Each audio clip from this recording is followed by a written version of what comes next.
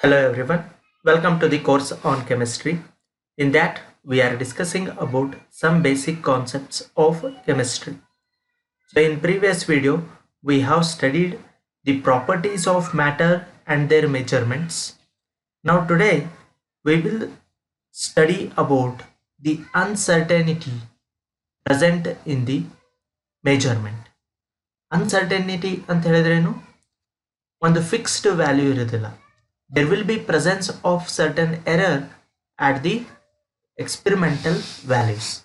Okay, and that can be determined by using the uncertainty. Okay, so how to measure that uncertainty in the experimental values as well as theoretical values, that we will see. So here, many times in the study of chemistry, one has to be deal with experimental calculations as well as theoretical calculations. And chemistry, as you know, it is the study of atoms and molecules which have extremely low masses and are present in extremely large numbers. A chemist has to deal with numbers as large as 6022000 so on for the molecules of 2 gram of hydrogen gas. ಏನಾಗತ್ತೆ ರೀ, chemistry ಅಂತ ಹೇಳಿದ್ರೇನು? Study of atoms and molecules ಅಂತ ಹೇಳ್ತೀವಿ.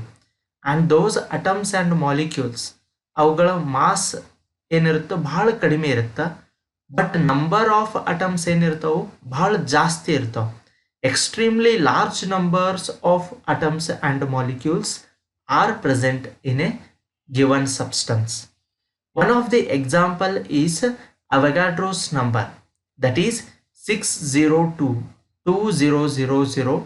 After that you have to write the 20 zeros, 20 zero ಬರಿಬೇಕು. ಏನಾದ್ಮೇಲೆ 6022 ಆದ್ಮೇಲೆ ನಂತರ 20 zeros ಬರಿಬೇಕಾಗತ್ತೆ. It is for the 2 gram of hydrogen gas. 2 gram hydrogen gas ತಗೊಂಡ್ರೆ ಅದರೊಳಗೆ ಎಷ್ಟು ನಂಬರ್ ಆಫ್ ಮಾಲಿಕ್ಯೂಲ್ಸ್ ಇರ್ತಾವೆ? This much number. It is known as Avogadro's number. So writing the value in this form is somewhat difficult. Also for addition, subtraction and any other calculation, it is very difficult. Therefore we need to find the more convenient and easiest way to represent these numbers, which are also helpful for the calculations. And for that we will use scientific notation. ನಾವು easy ಮತ್ತು convenient way ಒಳಗೆ ಆ numbers ಬರಿಬೇಕಾಗಿತ್ತು ಅಂತ ಹೇಳಿದ್ರೆ ಏನು use ಮಾಡ್ತೀವಿ ರೀ? Scientific ನೊಟೇಷನ್ಸನ್ನು use ಮಾಡ್ತೀವಿ. What is the use of scientific notation? It offers a real challenge to do simple mathematical operations of addition, subtraction, multiplication or division with such numbers. And for that we will use this scientific notation, which is also known as exponential notation. ಯಾವ form ಒಳಗೆ ಇಲ್ಲಿ numbers ಬರಿತೀವಿ ನಾವು? Exponential form ಒಳಗೆ ಬರಿತೀವಿ. ಹಾಗಾಗಿ ಅದಕ್ಕೆ ನಾವೇನಂತ ಹೇಳ್ತೀವಿ? ಎಕ್ಸ್ಪೋನೆನ್ಷಿಯಲ್ ನೊಟೇಷನ್ ಅಂತ ಹೇಳ್ತೀವಿ. And that number can be represented as n into 10 raised to n. Okay, so this n will be the power of 10 and hence it can be written as n into 10 raised to n, where this n is an exponent having positive or negative values and n is a number, okay, that is digit term which varies between 1.00 and 9.9999 so on. So ನಾವು ಏನು ಮಾಡ್ತೀವಿ? ಯಾವುದೋ ಒಂದು ನಂಬರನ್ನು scientific notation ಒಳಗೆ ಬರೀರಿ ಅಂತ ಹೇಳಿದ್ರೆ ಈ ಫಾರ್ಮ್ ಒಳಗೆ ಬರಿತೀವಿ. n into 10 raised to n. n ಅಂತ ಹೇಳಿದ್ರೆ ಯಾವುದೋ ನಂಬರ್ ಇರ್ಬೋದು, 1 2 3 4 anything. And 10 raised to n, this n is positive or negative value. It may be -1 -2 0 1 2 3 ಏನಾದರೂ ಆಗಿರ್ಬೋದು. ಈ ರೀತಿ ನಾವು ಯಾವುದೋ ಒಂದು ನಂಬರನ್ನು ಸೈಂಟಿಫಿಕ್ ನೊಟೇಷನ್ ಒಳಗೆ ಬರಿತೀವಿ, n into 10 raised to n. Okay, so let us consider an example 232.508. It can be represented as 2.32508 into 10 raised to 2. It is written by using the scientific notation. Okay, and while writing it, ಇದು ಬರಿಬೇಕಾದ್ರೂ ಏನು ಮಾಡ್ತೀವಿ, decimal had to be moved to the left by 2 places, and same is the exponent of 10 in the scientific notation. ಈಗ ಇಲ್ಲಿ ಏನದ ರೀ, ಇಲ್ಲಿ decimal point ಅದ. Okay, I will move this decimal point by 2 points from left. Okay, ಏನು ಮಾಡ್ತೀನಿ, ಲೆಫ್ಟಿಗೆ ಏನು ಮಾಡ್ತೀನಿ, ಅದನ್ನು ಮೂವ್ ಮಾಡ್ತೀನಿ. ಮೂವ್ ಮಾಡಿದಾಗ ಎಷ್ಟು ಡಿಜಿಟ್ಸ್ ಮೂವ್ ಮಾಡಿದೆ ರೀ, 2 ಡಿಜಿಟ್ಸನ್ನು ಏನು ಮಾಡಿದೆ, ಮೂವ್ ಮಾಡಿದೆ. 232 ಇದ್ದಿದ್ದ ಈಗ ಏನಾಗುತ್ತೆ ರೀ, 2.32. ಇಲ್ಲಿ ಇದ್ದಿದ್ದ ಪಾಯಿಂಟ್ ಈ ಸೈಡ್ ಲೆಫ್ಟಿಗೆ ಮೂವ್ ಮಾಡಿದೆ. ಅವಾಗ 2 ಡಿಜಿಟ್ಸ್ ಮೂವ್ ಮಾಡಿದಾಗ ಇಲ್ಲಿ ನಾವೇನು ಬರಿತೀವಿ, ಎಕ್ಸ್ಪೋನೆಂಟ್ 2 ಬರಿತೀವಿ. When the decimal point is moved to the left, then we have to write the plus 2. Two ಡಿಜಿಟ್ಸನ್ನು ಏನು ಮಾಡೀನಿ, ಪಾಸ್ ಮಾಡೀನಿ. ಸೊ ಹಾಗಾಗಿ ಏನಾಗುತ್ತೆ ರೀ, ಇಲ್ಲೇ 10 raised to 2 ಅಂತ ಬರಿತೀವಿ. Okay, so remember this. And then if we want to write this value in scientific notation 0.0016, so I will write it as 1.6. ಏನಂತ ಬರಿತೀನಿ, 1.6 ಅಂತ ಬರಿತೀನಿ. 1.6 ಅಂತ ಬರಿಬೇಕಾದ್ರೆ ಎಷ್ಟು ಡೆಸಿಮಲ್ ಪಾಯಿಂಟ್ಸ್ ಮೂವ್ ಮಾಡಬೇಕು, 1 2 3 4. ಸೊ 1.6. ಈಗ ಪಾಯಿಂಟನ್ನು ನಾನು ಏನು ಮಾಡ್ತೀನಿ, from left to right. Okay, ಈಗ ರೈಟ್ ಸೈಡ್ ಏನು ಮಾಡ್ತೀನಿ ರೀ, ಪಾಯಿಂಟನ್ನು ಮೂವ್ ಮಾಡ್ತೀನಿ. ಮೂವ್ ಮಾಡಿದಾಗ ಎಷ್ಟು ಡಿಜಿಟ್ಸ್ ಮೂವ್ ಮಾಡಿದೆ, 1 2 3 4. So the power or exponent is -4. ಇಲ್ಲಿ ಏನು ಬರಿಬೇಕು, ಈಗ -4 ಬರಿಬೇಕು. ಸಪೋಸ್ ಏನಾದರೂ ನೀವು ಲೆಫ್ಟಿಗೆ ಮೂವ್ ಮಾಡಿದ್ರಿ ಅಂತ ಹೇಳಿದ್ರ, ಇಲ್ಲಿ ಪಾಯಿಂಟ್ ಇದ್ದಿದ್ದು ಈ ಸೈಡ್ ಮೂವ್ ಮಾಡಿದ್ರಿ ಅಂತ ಹೇಳಿದ್ರ, ಅವಾಗ ಇಲ್ಲೇ ಪ್ಲಸ್ ಬರುತ್ತೆ, +4 +3 +2 like that. If we move the decimal point from left to right, right side move ಮಾಡಿದ್ವಿ ಅಂತ ಹೇಳಿದ್ರೆ ಅವಾಗ ಇಲ್ಲಿ ಏನು ಬರುತ್ತೆ ರೀ, -1 -2 -3 ಆ ರೀತಿ ವ್ಯಾಲ್ಯೂಸ್ ಬರೀಬೇಕು. Okay, so this is how we can represent the different values using the scientific notation. Then by using this we can easily carry out the calculations such as multiplication, division, subtraction as well as addition. So how to follow these operations? ನೋಡ್ರಿ ಏನು ಮಾಡ್ತೀವಿ. So I have 2 values. ಈಗ ನನ್ನ ಕಡೆ ಏನದಾವು, 2 values ಅದಾವು ಅಂತ ಹೇಳಿ ತಿಳ್ಕೊರಿ. One is 5.6 into 10 raised to 5. Another one is 6.9 into 10 raised to 8. 2 values ಅದಾವ. ಇದನ್ನ ಈಗ ನಾ ಏನು ಮಾಡಬೇಕು, ಮಲ್ಟಿಪ್ಲೈ ಮಾಡಬೇಕು, ಇಂಟು ಅಂತ ಅದ ರೀ. ಅವಾಗ ಏನು ಮಾಡ್ತೀನಿ, ದಿಸ್ ಈಸ್ ಬೇಸ್, ಇದಕ್ಕೆ ನಾವೇನಂತ ಹೇಳ್ತೀವಿ, ಬೇಸ್ ಅಂತ ಹೇಳ್ತೀವಿ. And this one is said to be power, ಇದಕ್ಕೆ ಪವರ್ ಅಂತ ಹೇಳ್ತೀವಿ. ನಾವು when bases are same, bases same ಇದ್ದಾಗ powers they get added. Powers ಏನು ಮಾಡ್ತೀವಿ ರೀ, ಆ್ಯಡ್ ಮಾಡ್ತೀವಿ.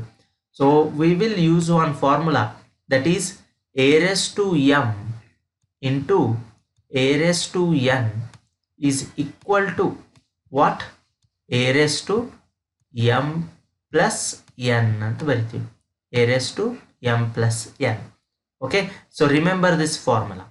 So here bases are same, base ಏನದಾವು, a ಏನದ, ಇಲ್ಲಿ ಮೇಲೆ powers ಏನದಾವು, m and n, they will get added.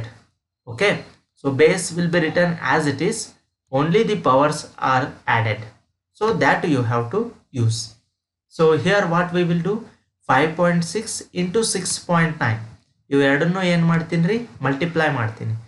ಇಲ್ಲಿ ಬೇಸ್ ಸೇಮ್ ಇರೋದ್ರಿಂದ ಬೇಸ್ ಕಾಮನ್ ಆಗಿ ತೊಗೊತೀನಿ, 10 raised to ಏನಾಗುತ್ತೆ ರೀ, 5 plus 8, because here power is 5 and here power is 8. So 5 plus 8 is nothing but 13. So 5.6 into 6.9 into 10 raised to 13. So here 5.6 into 6.9 ಎಷ್ಟಾಗುತ್ತೆ ರೀ, it is 38.64 into 10 raised to 13. Again ನಾ ಏನು ಮಾಡ್ತೀನಿ, ಇದನ್ನ ಪಾಯಿಂಟನ್ನು ಲೆಫ್ಟಿಗೆ shift ಮಾಡ್ತೀನಿ. ಲೆಫ್ಟಿಗೆ shift ಮಾಡಿದಾಗ ಏನಾಗತ್ತೆ ರೀ, +1 ಆ್ಯಡ್ ಆಗುತ್ತೆ. ಸೊ 3.864 ಇಂಟು 10 raised to +13 ಇದ್ದಲ್ಲಿ ಅಲ್ಲಿ ಏನಾಗುತ್ತೆ ರೀ, 1 ಆ್ಯಡ್ ಆಗುತ್ತೆ, 10 raised to 1. So again it becomes 10 raised to 14. So remember, suppose ಅದನ್ನು ನಾನು ಪಾಯಿಂಟನ್ನು ರೈಟ್ ಸೈಡಿಗೆ ಶಿಫ್ಟ್ ಮಾಡಿದ್ರೆ ಅವಾಗ ಇಲ್ಲಿ ಏನಾಗ್ತಿತ್ತು, -1 ಆಗ್ತಿತ್ತು. ಅವಾಗ ಎಷ್ಟಾಗ್ತಿತ್ತು ರೀ, 10 raised to 12. Okay, so how you move the decimal point, that is very important. Okay, remember that. Here another example has been given, 9.8 into 10 raised to -2 into 2.5 into 10 raised to -6. So again, use the same formula, a raised to m into a raised to n, that is 9.8 into 2.5, 10 raised to -2 plus into -6. Okay, -2 plus -6. So -2 plus into minus, so -2 -6 is nothing but -8, and 9.8 into 2.5 is nothing but 24.50.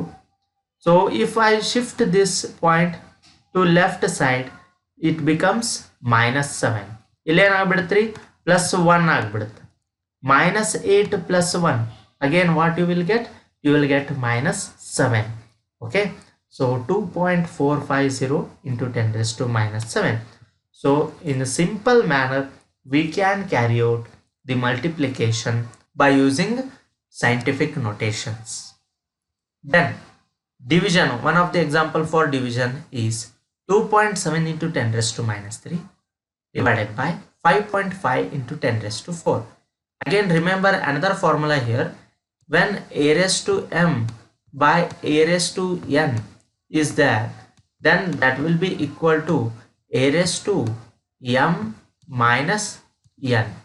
ಈ formula ನೆನಪಿಟ್ಟುವಲ್ಲಿ, ಅಲ್ಲೇ multiply ಇದ್ದಾಗ ಏನು ಮಾಡ್ತೀರಿ, plus ಮಾಡ್ತೀರಿ, division ಇದ್ದಾಗ minus ಮಾಡ್ತೀವಿ.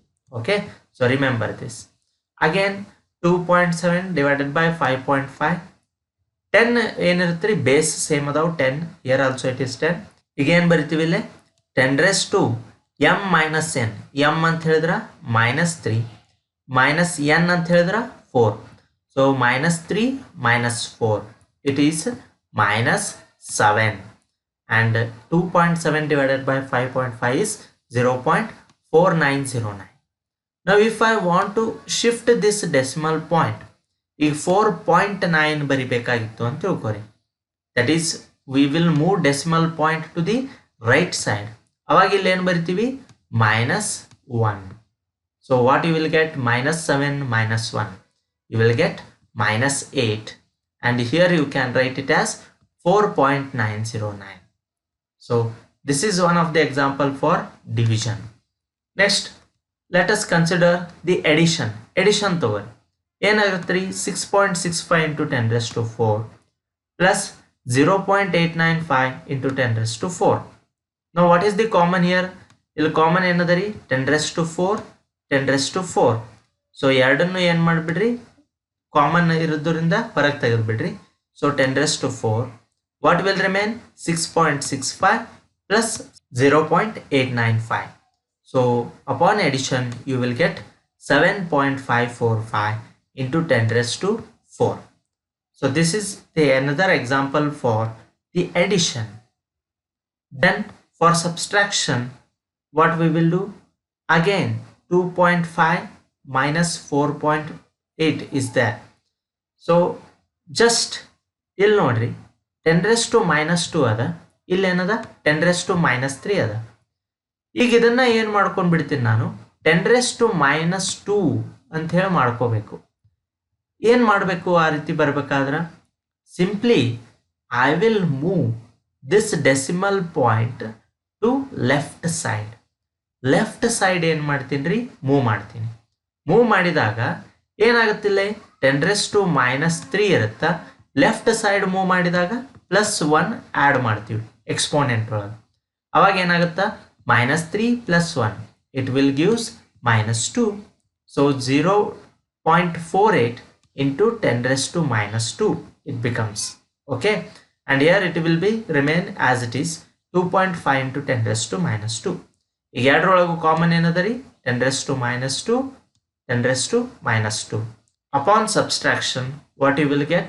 2.02 into 10 raised to minus 2. So these are some problems which are solved by using the scientific notations. Then next, significant figures. Significant figures are meaningful digits which are known with certainty. Significant figures ಅಂತ ಹೇಳಿ use ಮಾಡ್ತೀವ್ರಿ ಇಲ್ಲಿ term. ಏನಪ್ಪ significant figures ಅಂತ ಹೇಳಿದ್ರೆ, these significants are meaningful digits which are known with certainty ಅಂತ ಹೇಳ್ತೀವಿ. So we will see the examples for that, and more oftenly we will use the term precision. So precision, it refers to the closeness of various measurements for the same quantity. Okay, ಯಾವುದೋ ಒಂದು quantity ಇರುತ್ತೆ, ಆ same ಕ್ವಾಂಟಿಟಿಗೆ ಎಷ್ಟು close ಆಗಿ ನಾವು value ತಗೊಂಡಿವಿ ಅದಕ್ಕೆ ನಾವೇನಂತ ಹೇಳ್ತೀವಿ? ಪ್ರಿಸಿಷನ್ ಆರ್ ಪ್ರಿಸೈಸ್ ಅಂತ ಹೇಳ್ತೀವಿ. Okay, so it is not the actual value. ಯಾವುದೋ ಒಂದು ಎಕ್ಸ್ಪೆರಿಮೆಂಟ್ ಮಾಡಿದಾಗ ನಿಮಗೆ 1.2 ಬರಬೇಕಾಗಿತ್ತು, ಬಟ್ ನೀವು ಏನು ಮಾಡ್ತೀರಿ, ಅದರ ನಿಯರ್ ಕ್ಲೋಸ್ನೆಸ್ ವ್ಯಾಲ್ಯೂ ತೊಗೊತೀರಿ, 1 ಅಂತ ಹೇಳಿ ತೊಗೋಬೋದು. So then it is said to be precised value. Precised value ಅಂತ ಹೇಳ್ತೀವಿ, not accurate value, but it is precised value ಅಂತ ಹೇಳ್ತೀವಿ, because it is very close to the 1.2. Then another term is accuracy. Accuracy is the agreement of a particular value to the true value of the result. Accuracy ಅಂತ ಹೇಳಿದ್ರೇನು, accurate value ಏನಿರುತ್ತ ಆ ಒಂದು result ಬಂದಾಗ ಎಷ್ಟು value ಬರಬೇಕು, theoretically ಎಕ್ಸ್ಪೆರಿಮೆಂಟಲಿನೂ ಅಷ್ಟ ಬಂದಿತ್ತು ಅಂತ ಹೇಳಿದ್ರೆ ಅವಾಗ ಅದಕ್ಕೆ ನಾವೇನಂತ ಹೇಳ್ತೀವಿ? ಅಕ್ಯುರೇಸಿ ಅಂತ ಹೇಳ್ತೀವಿ. ಕ್ಲೋಸ್ ಬಂದಿತ್ತು, ನಿಯರ್ ಬಂದಿತ್ತು ಅಂತ ಹೇಳಿದ್ರೆ ಪ್ರಿಸಿಷನ್ ಅಂತ ಹೇಳ್ತೀವಿ. ಅಕ್ಯುರೇಟ್ ಅಷ್ಟ ಇತ್ತು ಅಂತ ಹೇಳಿದ್ರೆ ಅಕ್ಯುರೇಸಿ ಅಂತ ಹೇಳ್ತೀವಿ. Okay, so remember these two terms, very important. ನಾವು we can see this table. ಈಗ ಇಲ್ಲಿ ಒಂದು ಟೇಬಲ್ ತೊಗೊಂಡಿವಿ, okay, to understand the accuracy and precision. Student A, he has performed an experiment and he has taken the values 1.95 and 1.93. Okay, ಈಗ ನಮಗೆ ಏನು ಬೇಕು ನೋಡ್ರಿ, ಇಲ್ಲಿ ರಿಸಲ್ಟ್ ಎಷ್ಟು ಬರಬೇಕು? 2 ಗ್ರಾಮ್ ಬರಬೇಕು. ಓಕೆ, ಆ್ಯಕ್ಚುಯಲ್ ರಿಸಲ್ಟ್ ಎಷ್ಟದ? 2 ಗ್ರಾಮ್. ಸ್ಟೂಡೆಂಟ್ ಎ ಏನು ಮಾಡ್ತಾನ, 2 ವ್ಯಾಲ್ಯೂಸ್ ತೊಗೊಂತಾನ. ಏನಿರುತ್ತೆ ವ್ಯಾಲ್ಯೂ? 1.95 ಒಂದು ಸಿಗುತ್ತಾ, 1.93 ಒಂದು ಸಿಗುತ್ತೆ. ಸೊ ಎವರೇಜ್ ಎಷ್ಟಾಗತ್ತೆ ರೀ? 1.940. ಸ್ಟೂಡೆಂಟ್ ಬಿ ಏನು ಮಾಡ್ತಾನ, 1.94 ಆ್ಯಂಡ್ 2.05 ತೊಗೊಂತಾನೆ. ಅವಾಗ ಎವರೇಜ್ ಏನಾಗತ್ತೆ ರೀ? 1.995 ಅಂತ ಹೇಳ್ತೀವಿ. ಆ್ಯಂಡ್ ಸ್ಟೂಡೆಂಟ್ ಸಿ ಏನು ತೊಗೊಂತಾನೆ ರೀ? 2.01 and 1.99. What would be the average? 2.000. Okay, so here among these, which one is accurate and which one is precise? Precise ಯಾವುದು, accurate ಯಾವುದು? ಇಲ್ಲಿ ನೋಡ್ರಿ, student A 1.95 and 1.93. These are close to each other and again it is close to 2.0 gram, and hence we can say it is precised value. ಅದಕ್ಕೆ ನಾವೇನು ಹೇಳ್ಬೋದು? ಪ್ರಿಸೈಸ್ಡ್ value ಅಂತ ಹೇಳ್ಬೋದು. Student A takes the precised value. And when you see the student C, 2.01, 1.99 will give the average of 2, and this is the accurate value. ಇದಕ್ಕೆ ನಾವೇನಂತ ಹೇಳ್ತೀವಿ? accurate value ಅಂತ ಹೇಳ್ತೀವಿ, ಬಿಕಾಸ್ ಆ್ಯಕ್ಚುಲಿ ನಮಗೆ ಎಷ್ಟು ಬರಬೇಕಾಗಿತ್ತು? 2 gram, and he has also taken the 2, and hence it is the accurate value. But what about the student B? Student B ಒಮ್ಮೆ ಏನು ಮಾಡ್ತಾನೋ 1.94 ಅಂತ ಮೆಜರ್ ಮಾಡ್ತಾನೆ, ಇನ್ನೊಮ್ಮೆ ಏನು ಮಾಡ್ತಾನೋ 2.05. So both are having a very large difference. ಇಲ್ಲೇನೈತ್ರಿ, difference ಭಾಳ ಆಗ್ಬಿಡುತ್ತೆ. ಇಲ್ಲೇ average is near to the 2, but the difference in the measurement is very large, and hence it is neither precise nor accurate. ಅದು ಪ್ರಿಸೈಸ್ನೂ ಆಗೋದಿಲ್ಲ, ಎಕ್ಯುರೇಟ್ನೂ ಆಗೋದಿಲ್ಲ. Okay, so this is precise because it is close to the result actual value. Okay, and this one is the correct answer and hence it is accurate value. Okay, so if we measure the values with a very large difference, then it is not considered as precise or accurate. Okay, so remember this. The next, there are certain rules for determining the number of significant figures. If significant figures determine ಮಾಡಬೇಕಾಗಿತ್ತು ಅಂತ ಹೇಳಿದ್ರೆ ನಾವು ಏನು ಮಾಡ್ತೀವಿ, ಒಂದಿಷ್ಟು ರೂಲ್ಸನ್ನು follow up ಮಾಡ್ತೀವಿ. So significant figures ಅಂತ ಹೇಳಿದ್ರೆ you know that it should consist of the certain values and at the last we will write one uncertain value. Okay, so we will see through that example. Okay, first what are the rules that we will see. First one, all non-zero digits are significant. ಎಲ್ಲ non-zero digits ಏನಾಗಿರ್ತಾವ್ರಿ, significant, important ಆಗಿರ್ತಾವು ಅಂತ ಹೇಳಿದಂಗೆ. For example, let us consider the 285 centimeter. Here in 285 centimeter, all the three numbers or digits are significant, important. Because if any one number changes, its value will also changes. Okay, and hence all these three are significant, or you can say important, and hence there you can say there are three significant figures. ಎಷ್ಟು figures ಅದಾವ ಅಂತ ಹೇಳ್ಬೋದು, 3 significant figures ಅಂತ ಹೇಳ್ತೀವಿ. Each number will indicate one significant figure. Okay, remember that. And if you consider 0.25 ml, here 25, these are significant. Okay, illa 25 ಏನಿರ್ತ್ರಿ significant ಇರ್ತಾವ. And if you consider this 0, it is insignificant. ಅದು important ಅಲ್ಲ, because if you write here 0, another 0, then also it is considered as 0.25 only. Again, if you write another 0, these 3 zeros are not significant.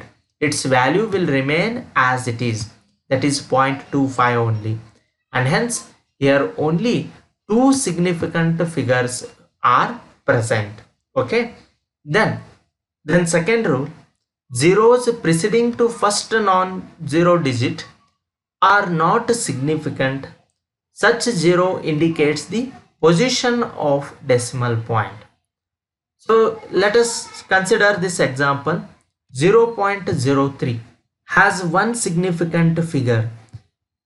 ಇಲ್ಲ ಏನದರಿ, significant figures ಎಷ್ಟು ಅದಾವು, 1 ಅದಾವ ಅಂತ ಹೇಳ್ತೀವಿ. That is 3, because these zeros are insignificant. ಈ zeros ಏನಿರ್ತಾವ್ರಿ, insignificant ಅಂತ ಹೇಳ್ತೀವಿ. Okay, that is also important.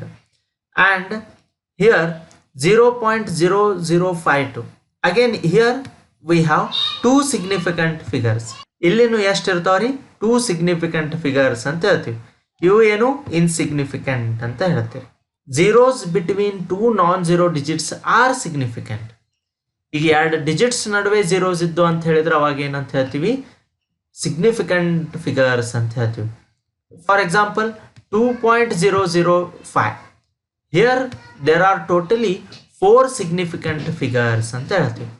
Suppose only 0.005 ಈ ರೀತಿ ಇತ್ತು ಅಂತ ಹೇಳಿದ್ರೆ 1 significant figure ಅಂತ ಹೇಳ್ತೀವಿ. ಬಟ್ 2.005 ಈ ರೀತಿ ಇತ್ತು ಅಂತ ಹೇಳಿದ್ರೆ 4 significant figures ಅಂತ ಹೇಳ್ತೀವಿ.